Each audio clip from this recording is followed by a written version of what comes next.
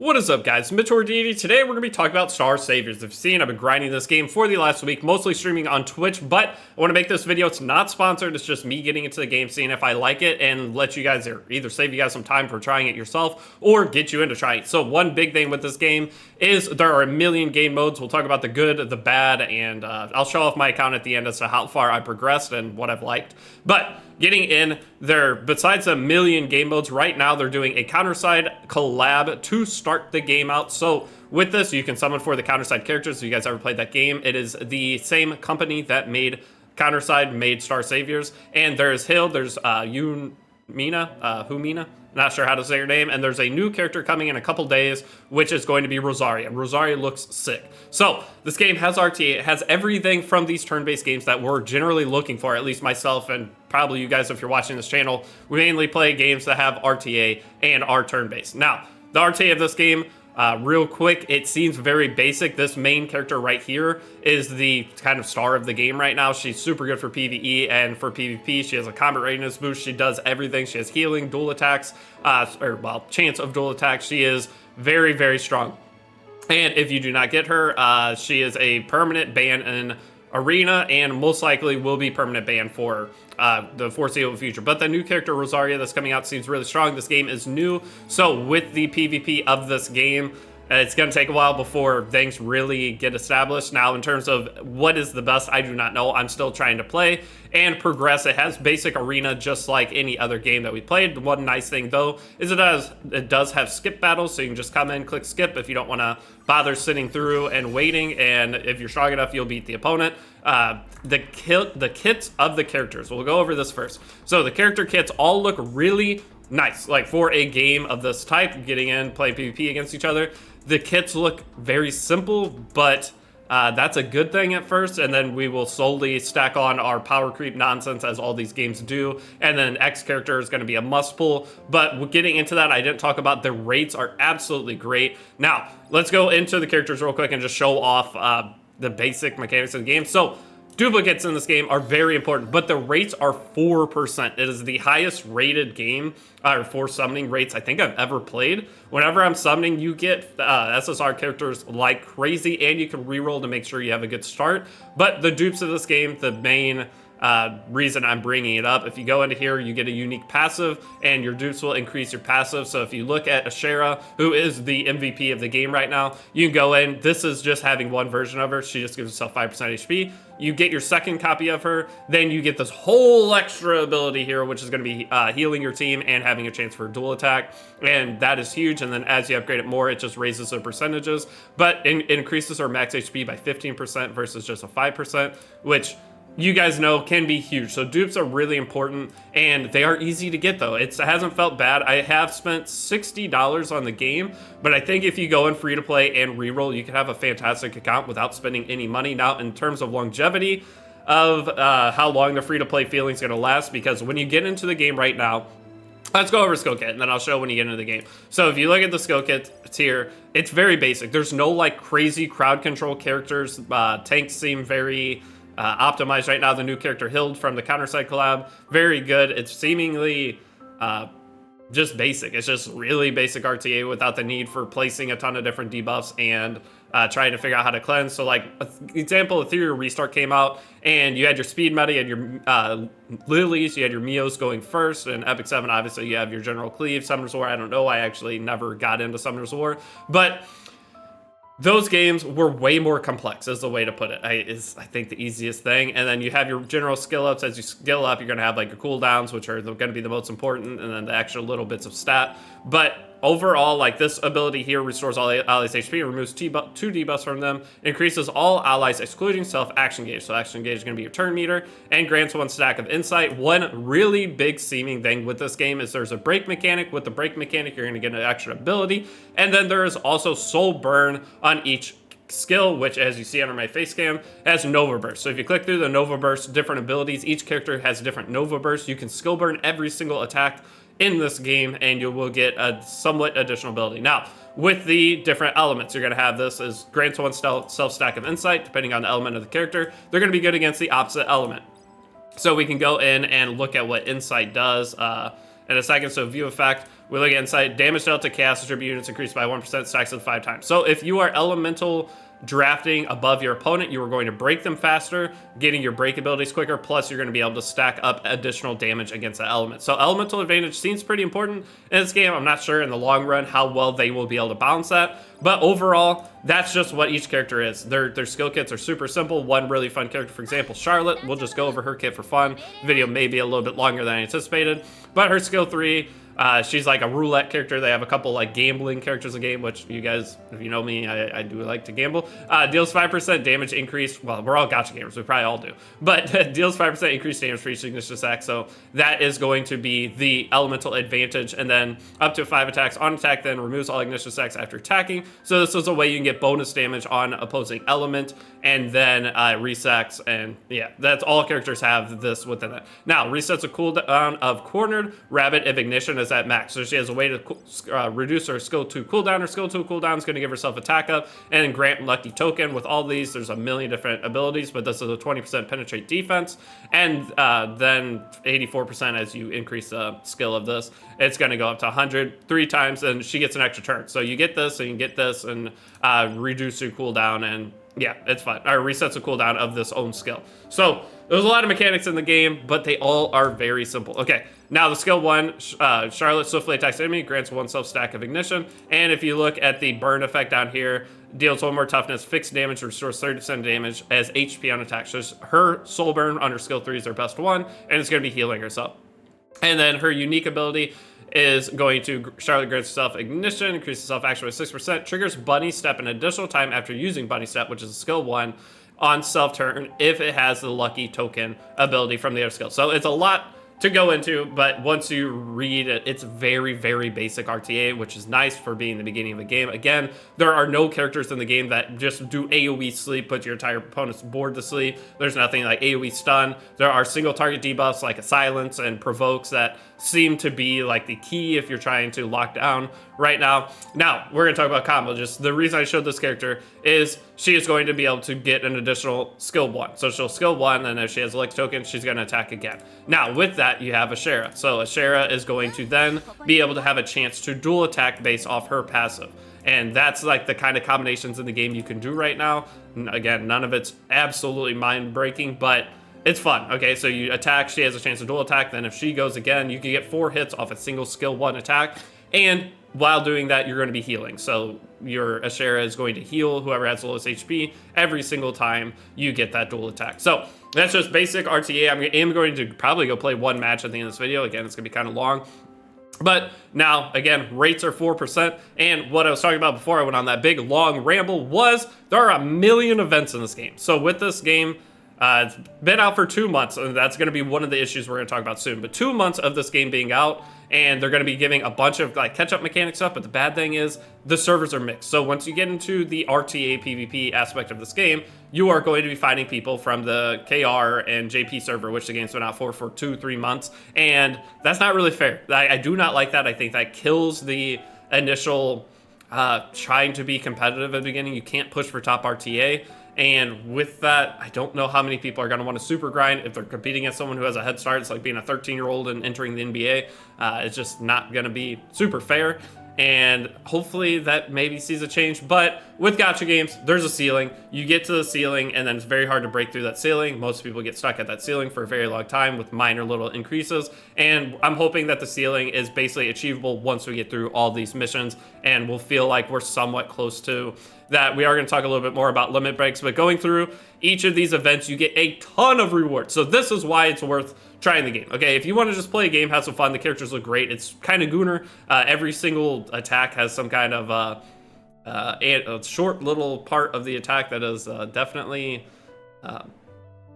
pretty Gunner. I don't know how else to say that, but it is that type of game. But it's not too bad compared to the other games. It's like that sweet spot in the middle, but leaning toward more Gunner. If that helps your decision on whether you want to play it at all. You can see the designs of the character. I like them. I think they look really nice. I think they went a little overboard on the animations. It's like they show a painty shot in like every single attack that you possibly do, which is Yeah. Okay, now with this though, as you progress, the progression feels amazing because you're going to be completing all these missions, and then there's a mission here that is going to be giving you gear chests, so you don't even have to worry about early game gear. You can just go ahead, open those chests. There's a spreadsheet that everybody's following that you just shows you what to put on each character just to make the progression feel really good. And now let's show just a quick little types of content in the game. You're going to have your candle square, which is going to be a list of different groups of or different battles that you can either get resources from these. These are for strengthening your characters, or your Arcanas, which we gotta talk about that too. And you have Hunt Quests, which is gonna be gear. Gear seems very... It's going to be super important, but the gear rolls aren't very high. I don't like it when games do that, so there's not going to be a big differentiator in gear. You're just going to be grinding, trying to get that lucky extra 1 to 2 speed or extra 1 to 2 roll and crit chance. The gearing is exactly like Epic 7's in terms of leveling. Every 3 levels, you get a bonus stat, and the gear goes plus 15. Now, then you're going to have the Cube Palace, so it's just a more upgrade material content, but it's a little like fun mini game. You get cheat codes that you can get extra strength and different things, and you just keep pushing this as far as you can. And then it has a tower content. One really nice thing with the tower content, I believe I'm stuck at whatever stage I'm at right here, but for the tower content, there's different elements, so it does have a more broad range of PvE content. You have to build one team for each different element, which I've been slacking on. So yeah, it's cool though. So that part's nice. Now you're going to be wondering, it takes a lot of resources to build up a character. Okay, I'm going to go and just show this though. There is a skip button for a lot of the content in the game. Some of it doesn't have it, which is unfortunate because it takes a while to get through. But for the tower, for example, you can just click skip and you either beat or you don't. So we beat that. We did get a little bit stronger before I recorded this video. But every single time you beat one of these stages, you're going to be unlocking a bunch of different resources to keep boosting up your characters and progression. It feels really good. Okay, that is the winning part. The PvP progression, getting your account built up, is just fun. Plus all the summons on boosted rates, like 4% rates in a gacha game, feels nice. The amount of times I've gotten 2 to 3 SSRs in a single 10 pull is amazing. Okay, so from here, the next thing I wanted to show off was this was all the different kinds of content. There are events within the game, but now the main other game mode that is here, let's go in and I'll show like the general progression game modes. It is going to be an AFK style game. You're going to go in, you're going to have this resource generator here, and the further you are in story, the more resources you generate per hour. So this is just something you need to make sure you claim. I believe if that it fills up after a day of playing. You have a list of 1 million different achievements and missions that again are going to give you a bunch of resources, and you also have a mission tab down here. And then the general content of the game though, if we want to check that out, we can go over and click the mainstream icon here. You're gonna have your main story, you're gonna have operation, and you're gonna have journey. So main story is just story. This is going to be your reading if you want to go through. You get some summons for doing this, for your Arcanas, which we gotta talk about, that's part of the journey. And it's fun. Okay, I guess some people say the story is pretty funny. So the story is there. I never read story in games. I couldn't tell you how that's going to be. And then the main content in the game is going to be operation. I wouldn't say it's main content, but main progression content. You just go in, you fight your fight, and then it continues going through. There are 24 stages, plus there's a hard mode. I'm on stage 15 right now. I believe I'll be able to push to the end of this now that I did some strengthening. But that's one real nice thing is you're going through this. It tells you what to do. You click your things, then you go back out. You strengthen up your character a little bit. You go back in, let it beat it. It's all going to be autoing. You can manual it. If you manual it, you will be able to push a little bit higher. But for majority of the game, it's just auto battle, and you're good to go.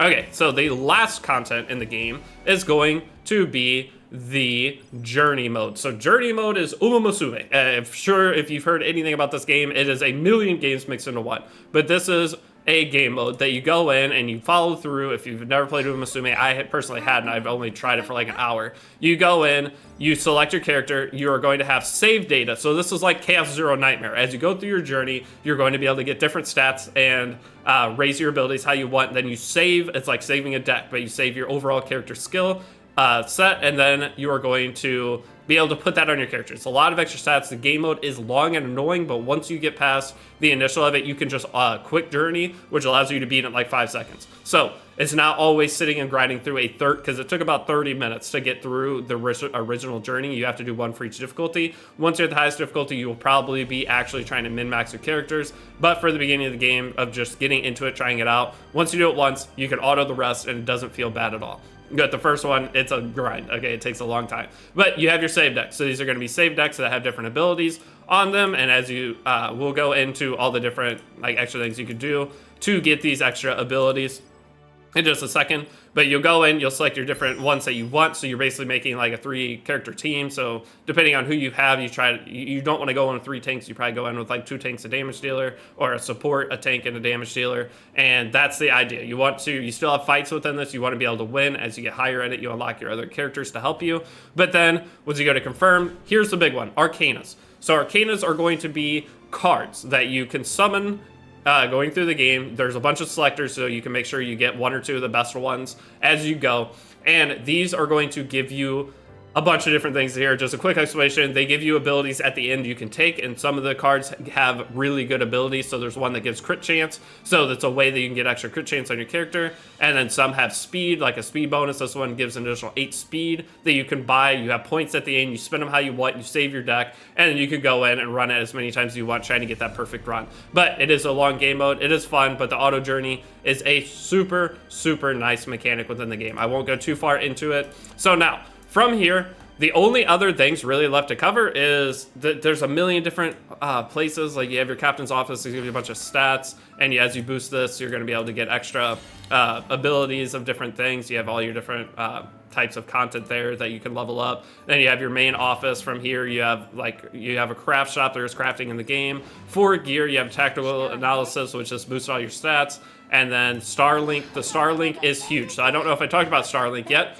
but a couple of games I've played have had this in the recent future. You only need to level up 4 characters. Okay, you level up 4 characters, you put all your resources into them for leveling at least. There is still something called resonance you have to boost, but you are able to add additional characters into here, and it will match the level of the characters you have at the top. So for the content that needs specific teams of specific elements, you can do that by just throwing the extra characters in here. You don't have to level up everybody.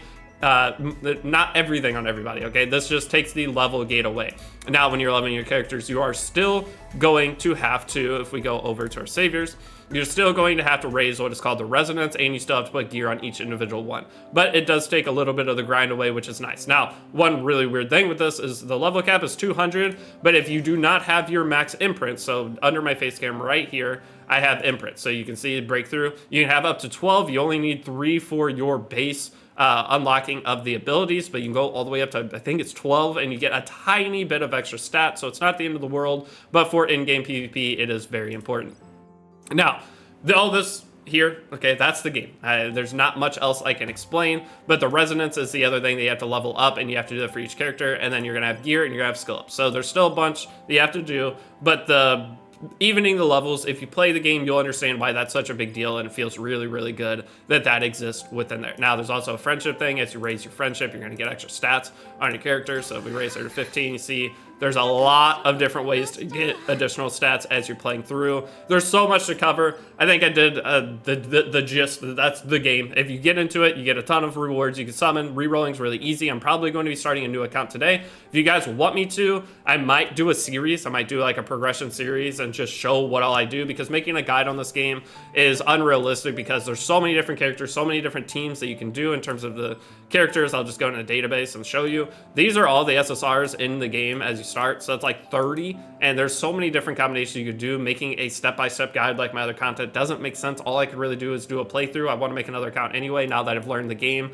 to a decent extent, and maybe try out some different things. But if you do start and decide to reroll, this is the character you go for, and you want to try to get 2 or more copies of her, so you have the limit break of that. And then otherwise, there are moonlights. They are at a little bit lower rate, but you can get all of them from any banner, which is really nice. Now, the last thing I want to show off, let's make sure there's nothing else within here. You have your dispatch missions. There is a guild system. The guild system seems pretty basic, but I could see them adding guild wars to this game later, because the game just has everything you need for it. So the guilds are there's a lot of issues. Okay, so issues with the game. The biggest thing is going to be, it's very simple. So the gauntlet, or the RTA game mode right now, it seems like it's going to be kind of boring-ish until we get more characters out, but it's fun at the same time. One really cool thing is there's a friendly match feature that you can create a match, and you can set everybody to have no gear. Everyone's max leveled, and it equalizes all the characters so that you can just go in, play with teams, draft against each other without gear. And it was a pretty fun experience when I did it. So getting into the game, it's a way that you can kind of test out everything, see if it's something that you want. There is obviously some characters that are way stronger than the others, and as more characters come out, this is going to power creep the normal PvP game cycle. And then lastly, we have our RTA. So I'm going to try to play one match of RTA just so you guys can see what it looks like, and we'll move on. Alright, well, that will be the end of the video. Again, I have been streaming it on Twitch. I haven't really been doing it as much on YouTube. I'll probably just make videos for YouTube, and if you're curious of other content I'm going to be doing, Epic 7, I did get Nodos, and I finally got them built up. So when you get in, you're going to have your pre-ban here.